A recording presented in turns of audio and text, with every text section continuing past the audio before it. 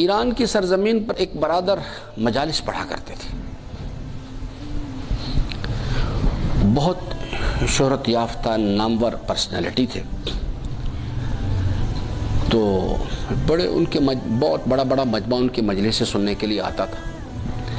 خود بیان کیا انہوں نے، کہتے ایک دن میں مجلس پڑھ کے اترا تو ایک خاتون آ گئی، مجھے کہنے لگی کہ آغا میری خواہش ہے کہ میں ایک مجلس کروانا چاہتی ہوں، خواہش یہ ہے کہ آپ مجلس پڑھیں۔ یعنی ایک نامور آدمی ہے، شہرت یافتہ آدمی ہے، تو انسان کی خواہش ہوتی ہے۔ وہ کہتا ہے میں نے کوئی بدتمیزی نہیں کی، کچھ نہیں اس کے ساتھ کیا۔ میں نے اس سے ایک سوال کیا، میں نے کہا بی بی کہاں رہتی ہو؟ تو اس نے جس علاقے کا ذکر کیا وہ کوئی ایک دور دراز ایک یعنی غریب علاقہ جہاں چھوٹی چھوٹی گلیاں، تو مجلس کہاں رکھی؟ گھر پہ۔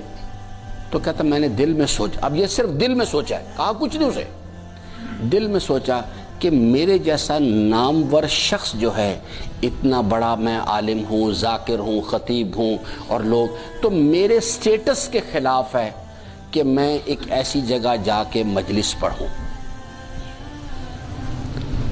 کہتے یہ سوچ کے میں نے اس بی بی سے معذرت کی، میں کہا بی بی میں معذرت خواہ ہوں، میں آپ کے ہاں مجلس کے لیے نہیں آ سکوں گا۔ بات ختم ہو گئی۔ اس خاتون کا دل دکھا، اس نے کہا کہ جب عشق ہوتا ہے نا، عشق بڑی نازک چیز ہے۔ آپ نے اگر ابراہیم جمال کا قصہ پڑھا ہو تو علی بن ایک دن یہیں آ کے پکڑا گیا تھا۔ کہتا کہ میں یہ بات کہی اور میں چلا گیا۔ کہتا میں رات کو، میں نے اسی رات جب آ کے سویا گھر میں نے خواب دیکھا۔ خواب میں مجھے ایک حشر کا میدان میں نے دیکھا کہ حشر کا میدان برپا ہے، نفسا نفسی کا عالم ہے، لوگ پریشان حال پھر رہے ہیں۔ کہتا میں نے اس نفسا نفسی کے عالم میں دیکھا کہ ایک بہت بڑا ہجوم ہے انسانوں کا، اور ایک خاتون ان کو لے کے جا رہی ہیں ایک طرف۔ کہتا میں نے لوگوں سے پوچھا، میں نے کہا یہ کون لوگ ہیں اور یہ خاتون کون ہے؟ تو مجھے لوگوں نے بتایا کہ یہ خاتون جنت ہیں، اور ان کے پیچھے جو گروہ ہے یہ ذاکران حسین کا گروہ ہے، ان کو لے کے یہ جنت کے دروازے کی طرف جا رہے ہیں۔ وہ کہتا ہے کہ میں نے 30 سال اپنی زندگی کے ذاکری کی تھی، مجھے میرے دل میں بھی آرزو پیدا ہوئی کہ یہ نفس نفسی کا عالم ہے، اس وقت اتنے لوگ پریشان ہیں تو میں بھی آگے بڑھوں۔ میں آگے بڑھا اور میں نے بی بی کی خدمت میں آ کے حاضر ہوا، اور میں نے کہا بی بی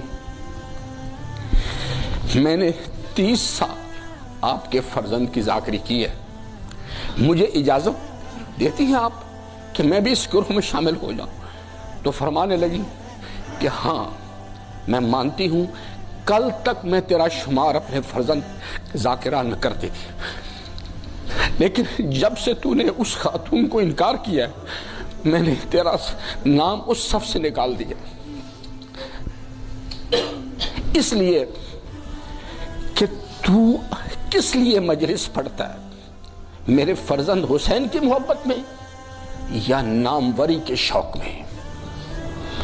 کل تک تو میں تیرا شمار کرتی تھی اس صف میں، لیکن جب سے تو نے اس خاتون کو انکار کیا میں نے تیرا نام اس صف سے نکال دیا۔ اور ایک ہی امکانی صورت ہو سکتی ہے، جاؤ جا کے اس خاتون کو راضی کرو۔ یہ اللہ کا ایسا زبردست نظام ہے، کبھی کسی کی دل شکنی نہیں کریں، کبھی کسی کے دل کو نہیں توڑے، معلوم نہیں کہ غضب پروردگار اسی چیز میں پوشیدہ ہو۔